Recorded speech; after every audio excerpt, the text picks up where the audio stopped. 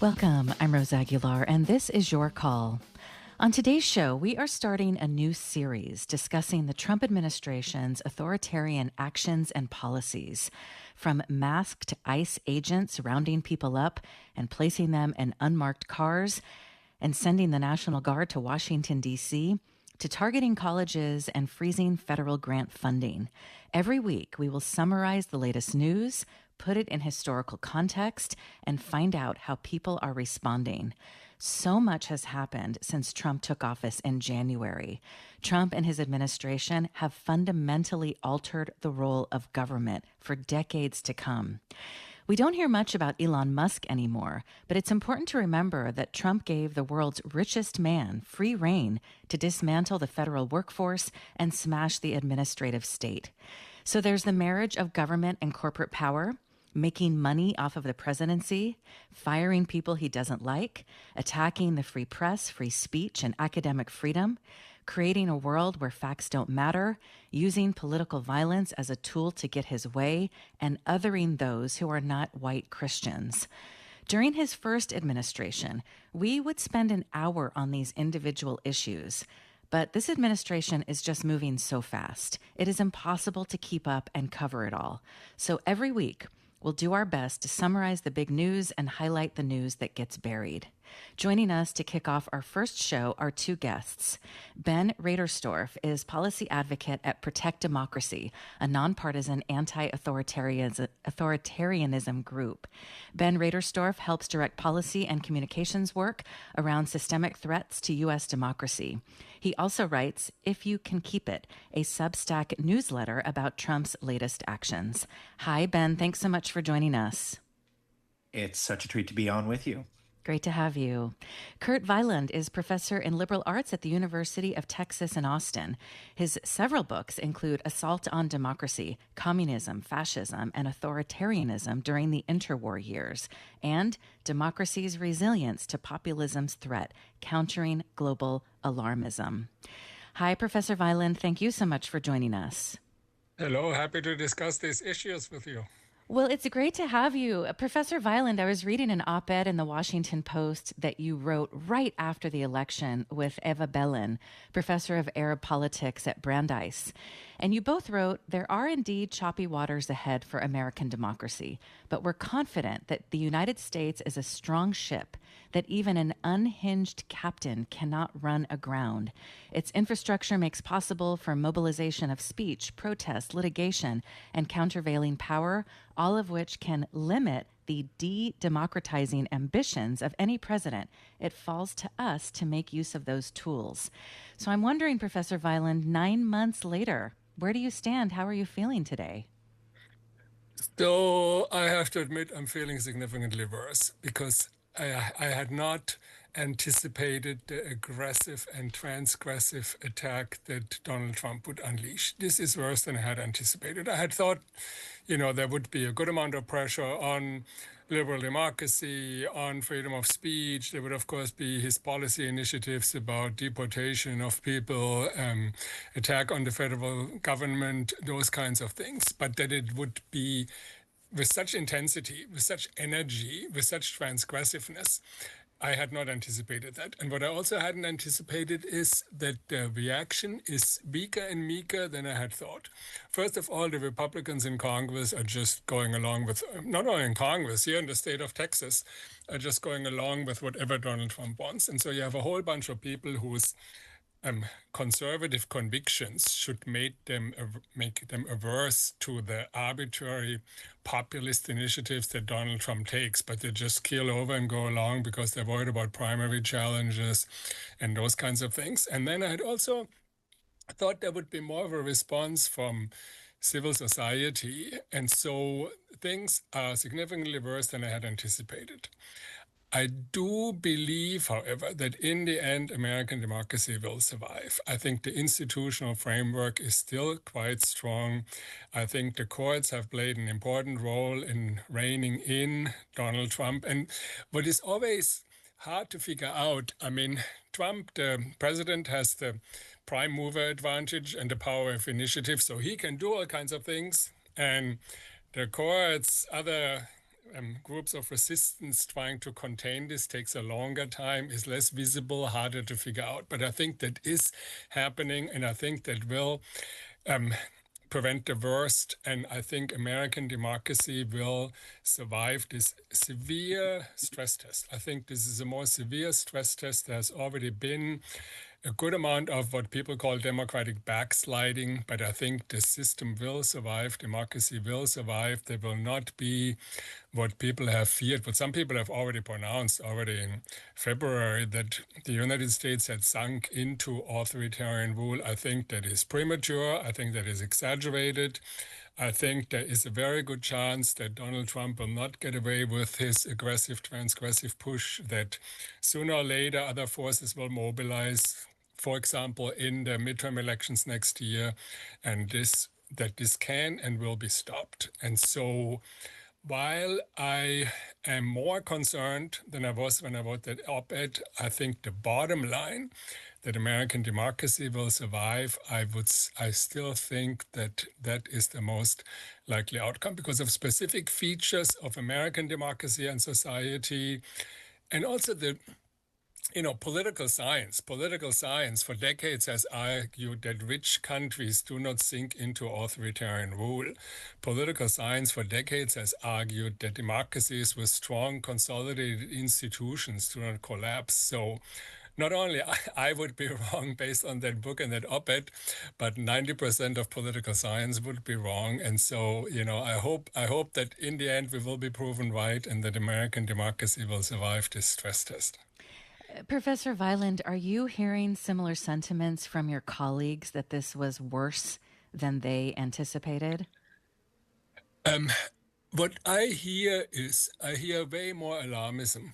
I am among the less alarmist people in my profession. I mean, a number of scholars have already declared the United States as an authoritarian regime or sinking into authoritarianism. And you can see that very prominently Steve Levitsky, who wrote this excellent book, How Democracies Die, 7 years ago.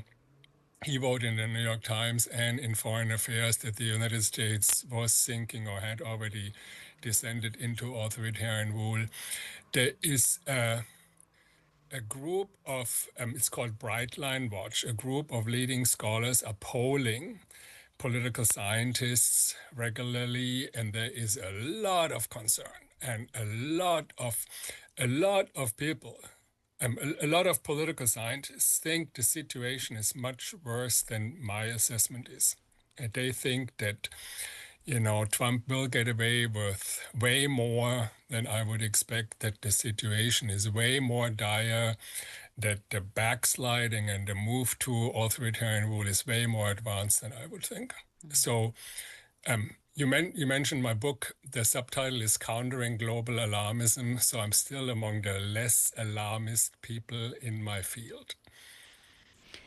That is Kurt Weyland, professor in liberal arts at the University of Texas in Austin. We're also joined today by Ben Raderstorf, policy advocate at Protect Democracy, a nonpartisan anti-authoritarianism group. What is your read on all of this so far, Ben? In one of your recent Substack pieces, you write that Donald Trump and the MAGA movement broke the bipartisan consensus, and now his administration is actively seeking to destroy the political administrative divide in all areas of American government. Yeah. So I'm going to give you a three-part answer. I agree with a lot of what Professor Weyland said. I think it is true that things have gone considerably worse than I expected at the outset of this administration, not because personally I wasn't surprised by the speed and swift of the attacks that the administration has leveled against many of our core institutions. What has surprised me has been the relative weakness of the collective response, especially from powerful elite institutions, universities, business leaders, even the media. I think has been much more susceptible to the sort of divide and conquer strategies that the Trump administration has used, singling out single targets, whether it's Paramount, CBS News, or Harvard University, when they've gone after a single target, instead of the rest of civil society coming together to try to defend those attacks, there has been an instinct to run and hide and keep your head down. We're seeing this in all sorts of sectors, and that sort of anticipatory obedience, what historian Tim Snyder calls obeying in advance, has happened to a much greater degree than I anticipated, and that is really scary. Fundamentally, I think that is the biggest threat to our democracy right now, is not just the attacks, but the relatively weak reaction to them. At the same time, the second part, the silver lining, is we are still very early in this process. What the Trump administration is attempting to build is what political scientists would call a competitive authoritarian regime, which means that for this to work, they have to remain popular. And I think there's some evidence that that is not working, right? So the ability to really consolidate power in the long term and extinguish the competitive aspects of democracy, the ability of the voters to throw out their leaders, right? That takes them consolidating a degree of political power that I don't know if we are seeing. But then the third part, the dark lining to that silver lining, is I think even if they fail to consolidate power in a way that allows them to rule for years and decades, even if they don't reach that point, the sort of institutional damage that we are seeing is really profound. And that gets to the piece you raised on sort of the corruption of independent, apolitical institutions, whether it's the Federal Reserve or the civil service. Those sort of attacks are going to be permanent, and it's going to be very difficult to rebuild those things now that they are damaged. And to your point about maintaining power, we'll talk in a bit about what Trump has said about ending mail-in voting. We'll talk about what is happening with redistricting, because this is all very connected to the Republican Party maintaining power. You brought up media. And Ben, I'm wondering what your thoughts are about how legacy media are covering this. And I think because things move so fast, I just want to remind everyone, we did a show on July 29th about Paramount, the owner of CBS, Disney, the owner of ABC, agreeing to pay Trump millions of dollars to settle lawsuits. The White House has banned Associated Press reporters from the Oval Office and other presidential events after the AP refused to change the name of the Gulf of Mexico to the Gulf of America. The White House prohibited a Wall Street Journal reporter from boarding Air Force One to cover Trump's trip to Scotland after the paper published an article on July 17th called Jeffrey Epstein's Friends Sent Him Body Letters for a 50th Birthday. One was from Trump. And then he's filed a $10 billion defamation suit against News Corp and Chair Emeritus and longtime Trump ally Rupert Murdoch. News Corp owns the Wall Street Journal. I mean, this alone would have been headline news for days, but we just move on to the next major event. So it's hard to remember all these things. So I wonder, Ben, what are your thoughts on how the media are covering this? I know it's a big question, but we have been just struggling because so much is happening so quickly.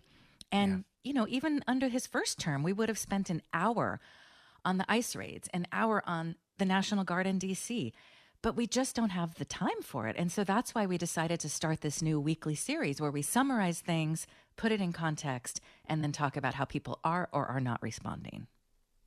Yeah, I think that's exactly the right response. I mean, the challenge of the sort of attacks, of threats that we're seeing coming from the White House, it is that they are so overwhelming. That is by design. They want to flood the zone, is the deliberate strategy that they're using.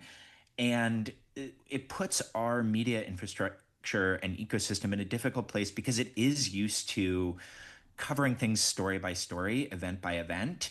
And in my view, the American media just is not used to having to cover the sort of big picture storylines and trends of an autocrat in the White House. There are those who are adapting and are doing a really excellent job. Independent stations like yours, many publications like The Atlantic or The Bulwark or others have really risen to the moment. But I do think that, especially in some of the more legacy institutions, the zooming back from the day-to-day fire hose, it's really challenging, and spaces like this are critical for it. Professor Weyland, what are your thoughts on legacy media's overall coverage of what's happening? And do you think they're connecting the dots? So I read mainly the New York Times and the Washington Post, and I think they're doing a pretty good job covering this and also not getting distracted by all the multitude of events that are assailing us every day, but trying to put things together. I mean, I read articles there that try to provide bigger picture analysis, what is happening in the Senate right now, what is happening in different institutions. So my sense is this is pretty good, and I don't see any very serious like intimidation or backing off or soft pedaling. So um, Donald Trump has tried to do that with, for example, the lawsuits that you mentioned or these arbitrary exclusions of journalists, but I don't think that had a ton of impact, fortunately. I mean, Donald Trump is a master of commanding attention and a master of theatrics. That's the typical populist style. You do these kind of ostentatious coups, and that's what he does. But I don't think there has been a very serious restriction on, for example, press freedom and the coverage of events. And my sense is that the legacy media are doing quite a good job in providing an overview picture, not just zeroing in on every daily event. Well, on today's Your Call, we are starting a new series discussing the Trump administration's authoritarian actions and policies.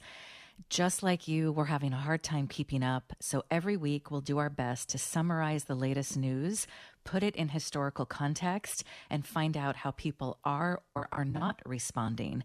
Today, we're joined by Kurt Weyland, professor in liberal arts at the University of Texas in Austin.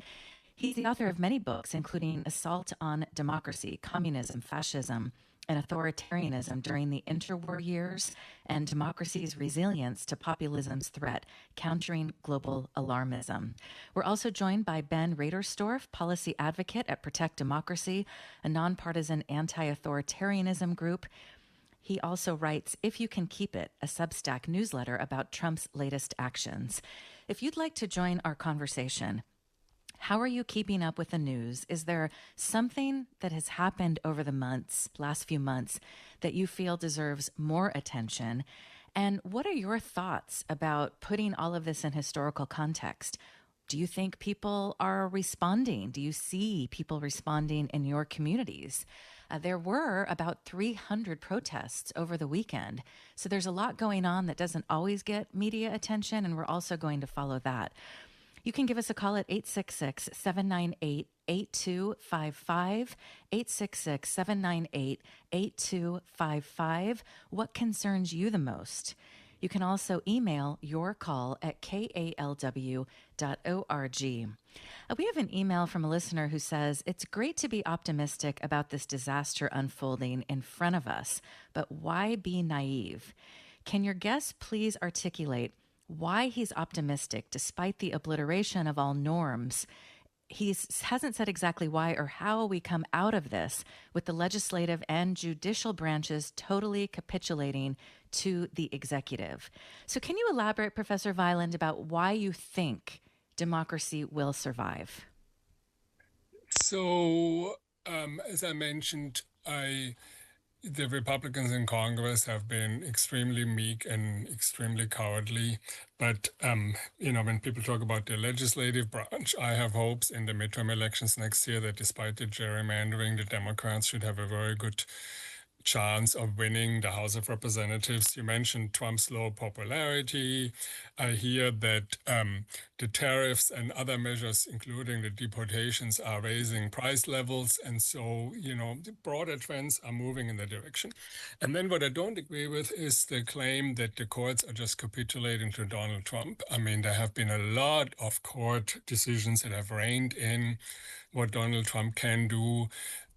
In most cases, Donald Trump has actually complied with these court orders, and those are important constraints and important restrictions.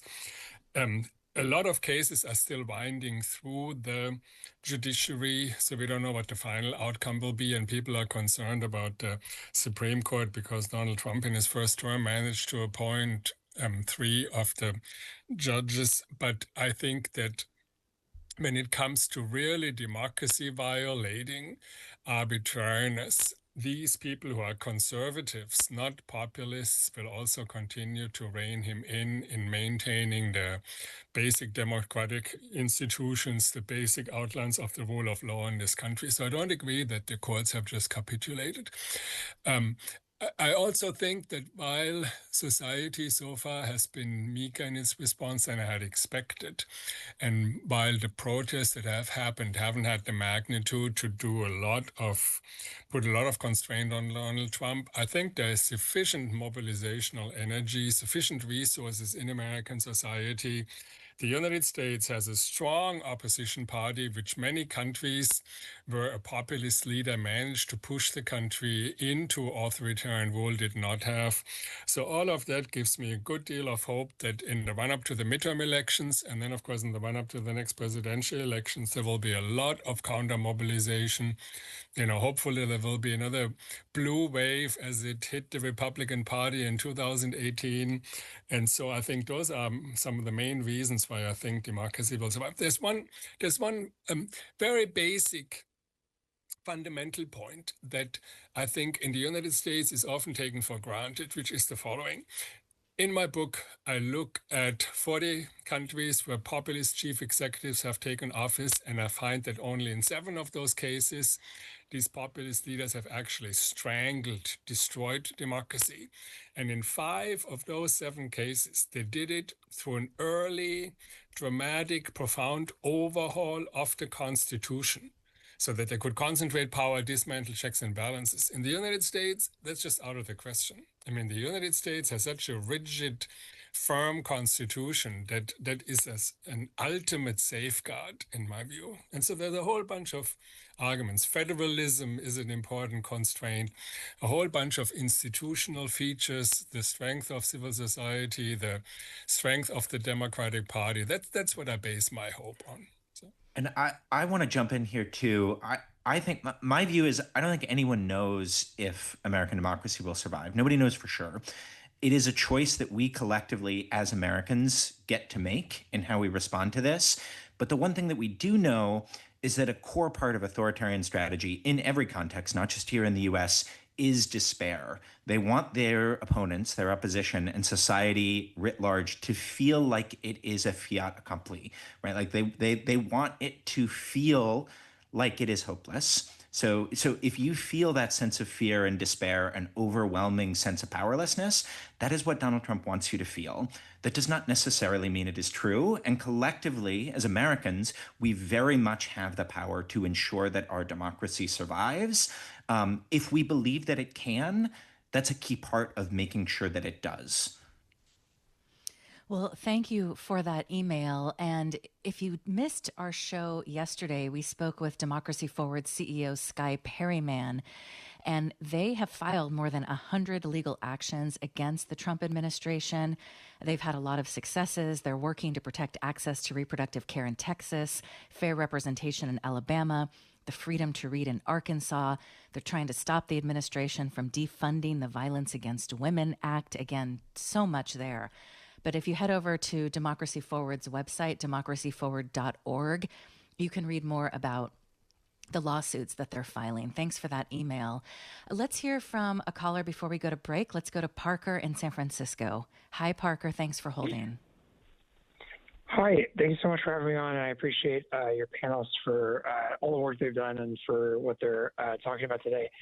I just wanted to bring up, you're talking about the meek civic response. And I kind of wanted to bring up some broader, economic context too. I feel like every time I hear from people in this country, it's a lot of frustration, feeling like a lack of material resources for themselves, feeling like they're not making enough money to make ends meet, living paycheck to paycheck.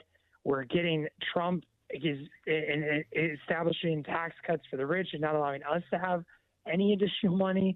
And I think part of what I want to understand is how do you talk to people when they feel so desperate and so under-resourced about getting also fired up about this civic response? I feel like for a lot of people, when they get into that desperate place, they end up mostly just focusing on exclusively themselves and how they can get by, which then makes it hard for them to really care at all about what's going on in our broader civic society if it isn't directly impacting them. So I guess I wanted to bring up that kind of economic context and think about like how we can still create like a strong civic response in spite of that.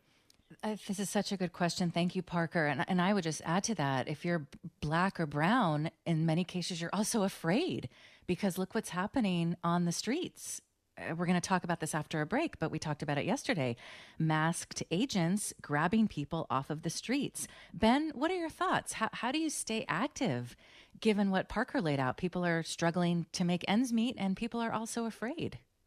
Yeah, I want to say at first, I feel this. I see this with people I know in my life. It's remarkably hard for everyone in every circumstance to look beyond their day-to-day concerns and think about the big picture issues. The thing that I try to do when I talk to people is I try to find ways to connect what's happening to things that personally impact them, right? And to ask questions. What is it that they are concerned about? Because the thing that we know from around the world and research from political scientists like Professor Weyland have found this, that autocracies are overwhelmingly more unequal and less prosperous than democracies. So these are, these aren't just big institutional, amorphous questions that don't really apply to people's material circumstances, right? The stakes here, I mean, we're already seeing it in some of the economic decisions and policy decisions that the Trump administration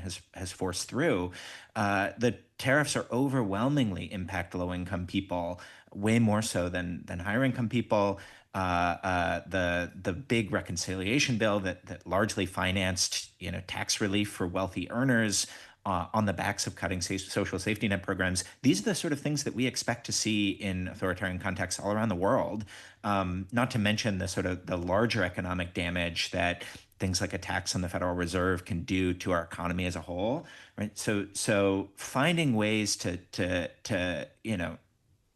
connect that, this is not just a sort of kumbaya, we all want to believe in democracy because it sounds nice, right? Like the stakes here are very real for real people's lives.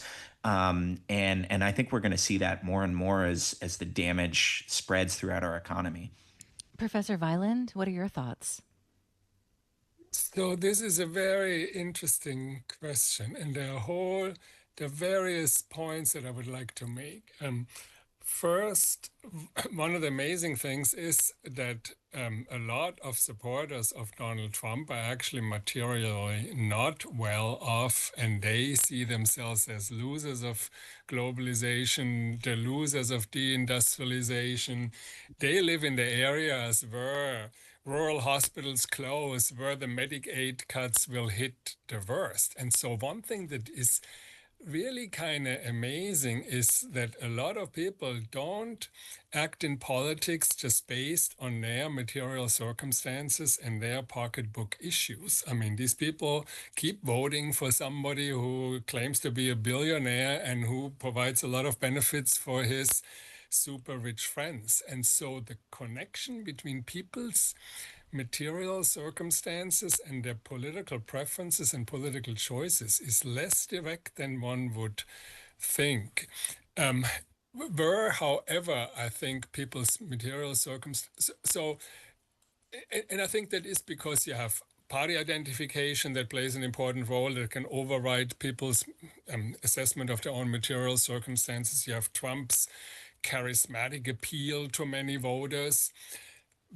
However, I think those material factors might come in, and I think they played a role, for example, in the 2024 election, is there still is a certain small percentage of Americans who are comparatively independent, who are not committed, and in a country that is as evenly polarized, that where the Democratic and Republican side have pretty much about 50% of the vote. Those voters who seem to have decided a lot on pocketbook issues might actually play, if you wish, a disproportionate role in elections because they can swing the balance. So there, that plays an important role in elections.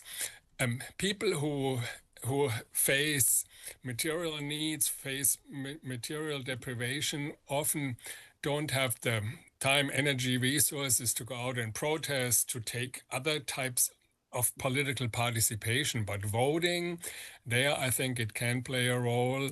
And there it might actually, if really these tariffs and other measures that the Trump administration is taking are making lives harder for common people, that might really come to haunt them, for example, in the midterm elections and then the next presidential elections. But the impact of material factors on politics is less direct and straightforward than one would think. And just quickly, Professor Weyland, since you brought up voters, in 2024, there were about 173 million people registered to vote in the United States. But in this last presidential election, 90 million people did not vote. So more people did not vote than voted in this country. What does that tell you? I mean, we really don't know where the country stands, right? Because so many people don't vote. Yes. I mean, you don't know where the country stands. And I mean, this country makes it comparatively difficult to vote. You have to register on your own. I mean, in Germany, I get a card from the election administration that does all the footwork for me. And so therefore, you see in many European countries, electoral participation is much higher than in the United States. And that is a complicated issue. It is very interesting because the political impact of that has shifted in recent years as a result of Donald Trump's populism, because it used to be that the Democratic Party had disproportionate support from less well-off and less educated people. So low electoral participation used to hurt the Democratic Party more. But with Donald Trump, there has been a real shift in the Republican Party such that now lower income and especially less educated segments of the population are disproportionately supporting the Republican Party. And so now abstention, non-voting, actually risks hurting the Republican Party more. And Donald Trump and his friends really have to go out and make a huge effort to mobilize these people. And so the point about limited electoral participation in this country is playing out in interesting ways that are less clearly damaging to the Democrats than it used to be in earlier elections. I mean, the Republican Party has really won support among segments that by nature are not the likely voters. And so the burden on mobilizing them is actually falling ever more on the Republican Party. And we are putting a show together about why 6 million people who voted for Biden did not vote for Harris. There's a really interesting information out from Celinda Lake and Way to Win, and we're putting a show together on that.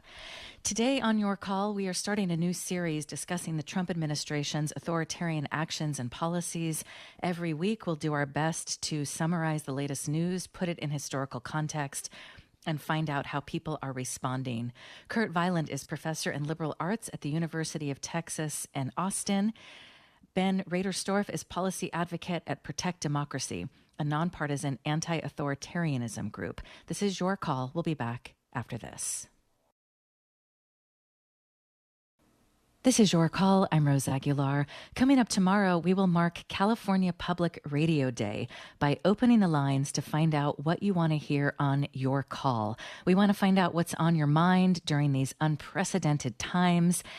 As you know, the Republican Party recently voted to defund public radio, and so many of you have stepped up to support KALW and Your Call. And I'm sure if you're listening on another station, so many of you have stepped up to support that station, and we're so grateful. We can only do this with your support, and we just want to check in to find out how you're all doing, because I think that's also important during these times.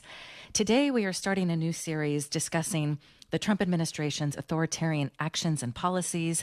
Like you, we just can't keep up. So every week, we'll summarize the latest news, put it in historical context, and find out how people are or are not responding. We're joined today by Ben Raderstorf, policy advocate at Protect Democracy. He writes the If You Can Keep It Substack newsletter. Kurt Weyland is professor in liberal arts at the University of Texas at Austin. He's the author of many books, including Democracy's Resilience to Populism's Threat, Countering Global Alarmism. Let's go to our next caller, Stephen in San Francisco. Hi, Stephen. Thanks for holding. Thank you. My issue is with newspapers and the news media. They tend to report the story about what Trump does, but they don't always connect the dots to the disenfranchised people who wind up voting for Trump because they don't realize that the dots are connected and they're going to be harmed by everything that Trump is doing. I read the newspapers and I'm very disappointed that the dots aren't connected. People do not always realize when they're being harmed by Trump. And the newspapers think all they have to do is lay out the facts and somehow people will put it together. No, they have to put it together for the people. They have to do the heavy lifting to explain what is really harming them with the Trump administration. Unless they do that, people will keep on voting for him because he lies continually.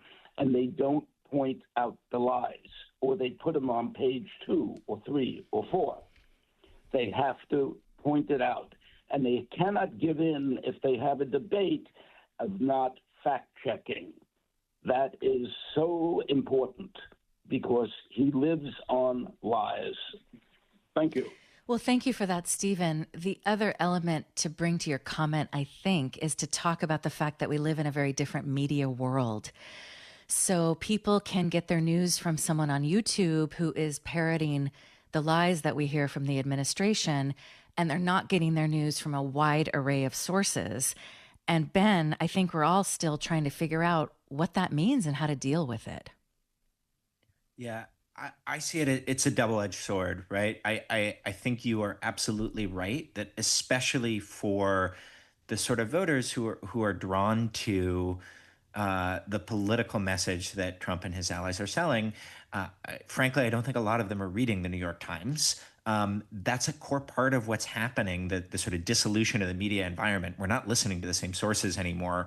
But the flip side, the thing for people listening is that we also live in a time of real abundance of strong independent sources, right? So substacks like ours, if you can keep it.org, it is free. I encourage everyone to subscribe.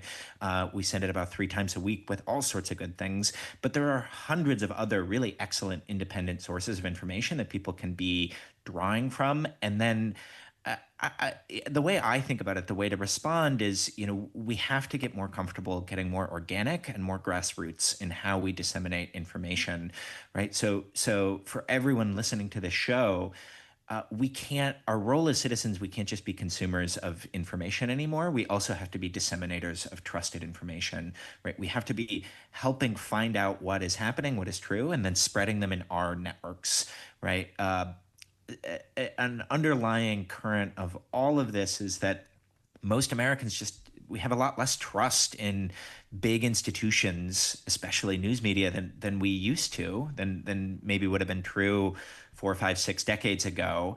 But we still trust in our communities. We still trust in the people around us. So the response that I encourage people to do is to try to help step into that void, right? And we can't rely on big monolithic institutions to be spreading truth and fact anymore. We all have to get more involved in doing so. And because of the Republican Party defunding public radio, NPR CEO Catherine Marr says she expects 80 stations across the country to go dark. In Indian country, they're expecting about 90% of tribal stations to go dark, which is devastating because, Professor Weyland, these are, in some cases, rural areas that rely on these stations for not only news, but emergency alerts. It's in some cases, it's the only station they have.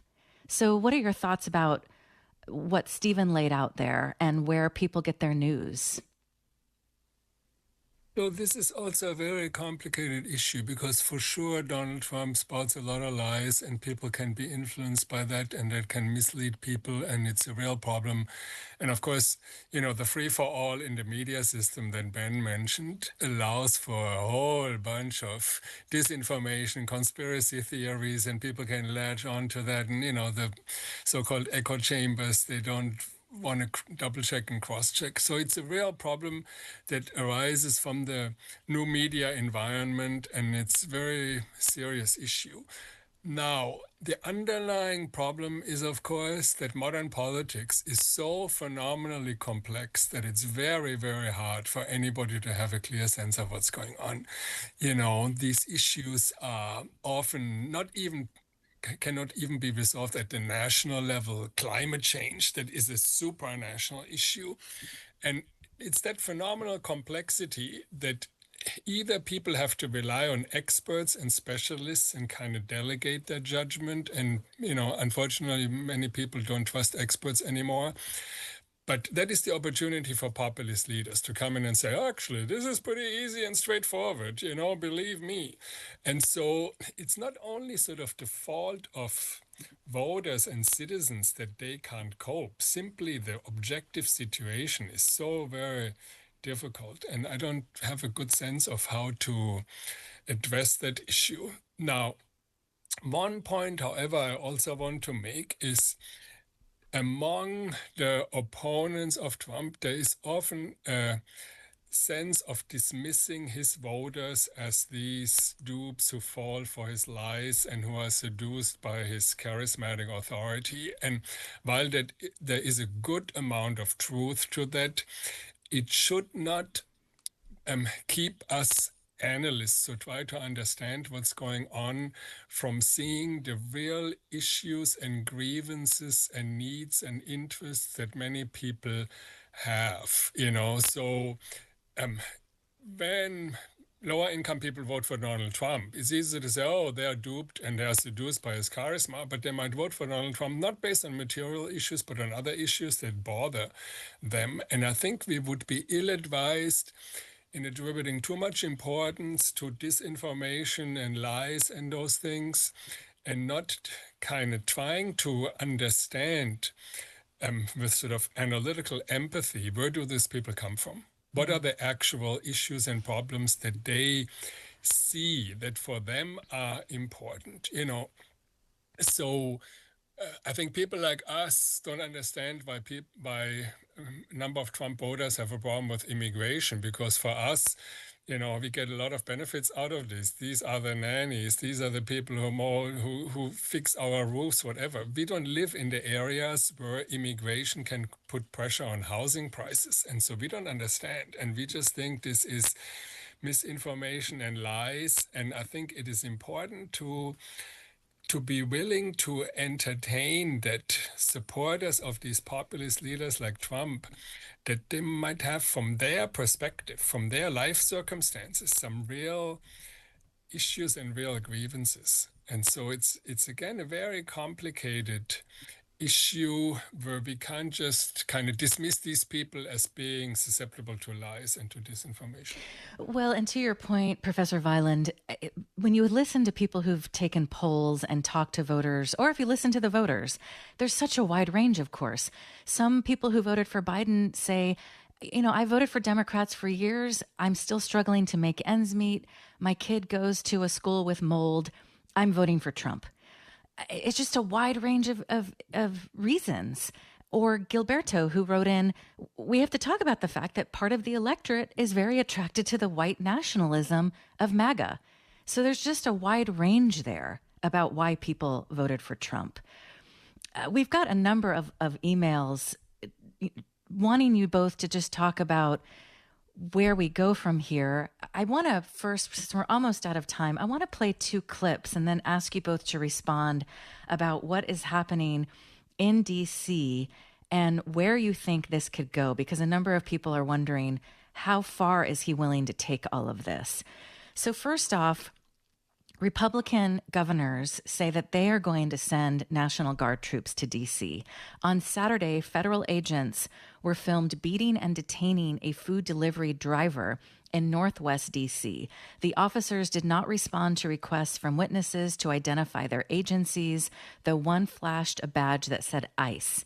Here is a clip from the Washington Post of people in the crowd asking for ID. Oh. Hey, pull Chris off! Pull Chris off! Okay. Stop! Get out of our city! Get out of our city! Choke yourself out! Right here.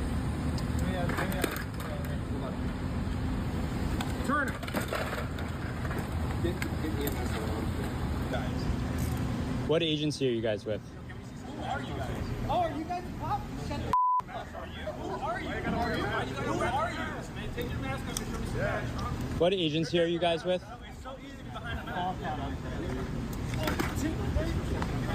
Can you guys tell us who you are? Who are you? Oh, you guys are ruining this country. You know that, right? Liberals already ruined it. Oh, there we go. Okay. Okay. Can we see some badge work, guys? His property. The liberals already ruined it. No number, no ID, no name.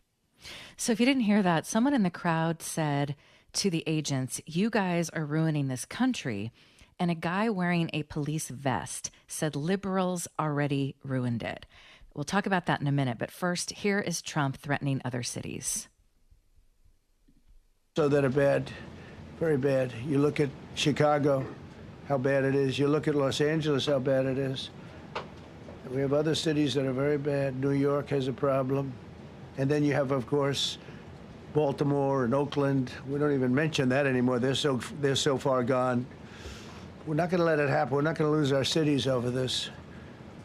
And this will go further. We're starting very strongly with D.C., and we're going to clean it up real quick, very quickly, as they say. We're going to have a tremendous success in what we're doing.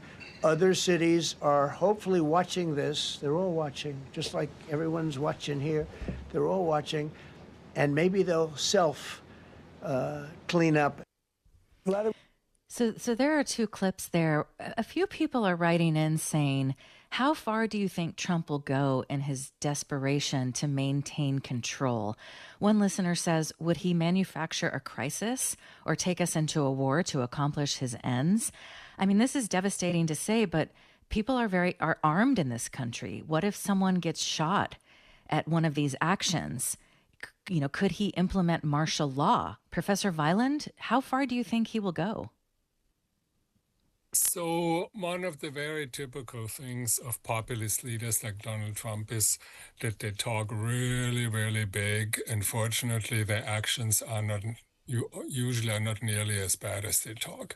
I mean, when you just think in the last 8 months, Donald Trump, right? So allegedly he wanted to take over Greenland and he wanted to take back the Panama Canal, you know? And I mean, all of this was essentially kind of big fireworks to draw attention away from other things. And so the rhetoric of these populist leaders is much, much worse than what they actually end up doing.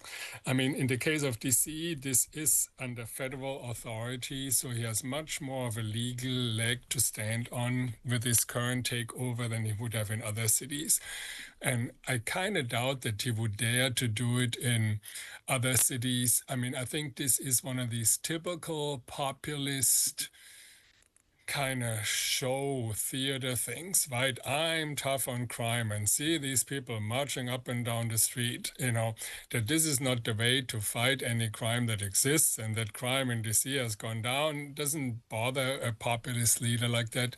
But my hunch is a lot of this is just bluster and show and, you know, scoring points with his base and demonstrating what a tough guy he is and all those things. And I don't think this is part of a plan of taking over one city after the other. That is my sense from having studied these loud-mouthed, big-talking populist leaders for a long time. Ben, what are your thoughts?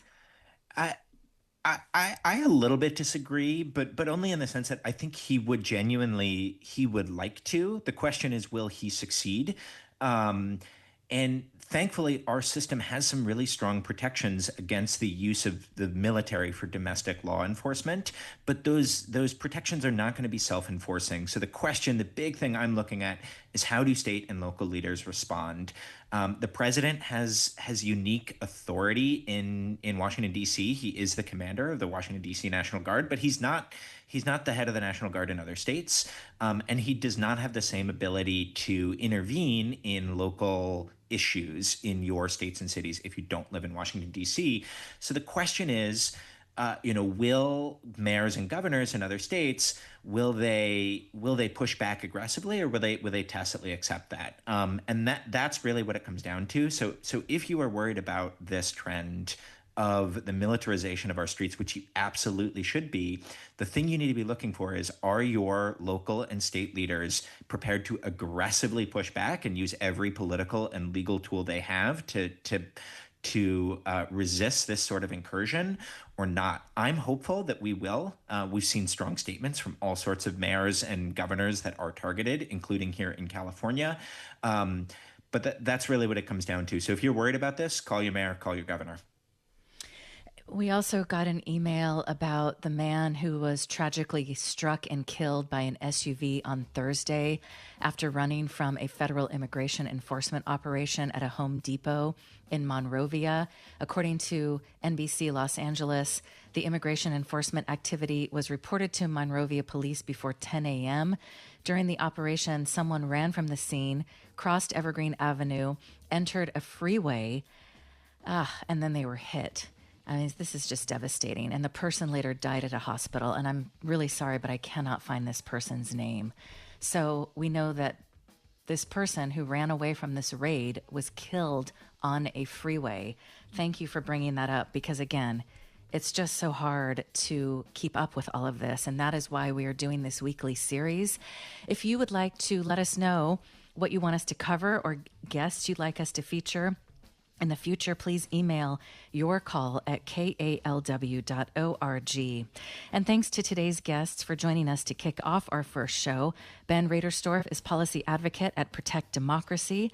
It's a nonpartisan anti-authoritarianism group. He writes the If You Can Keep It Substack newsletter. Kurt Weyland is professor in liberal arts at the University of Texas at Austin. He's the author of many books, including Democracy's Resilience to Populism's Threat, Countering Global Alarmism. Ben and Professor Weyland, thank you so much for joining us. Thank you so much for having us, Rose. Great to see you, Dr. It was Weyland. a pleasure. It was a pleasure discussing these issues with you. So. Thank you so much.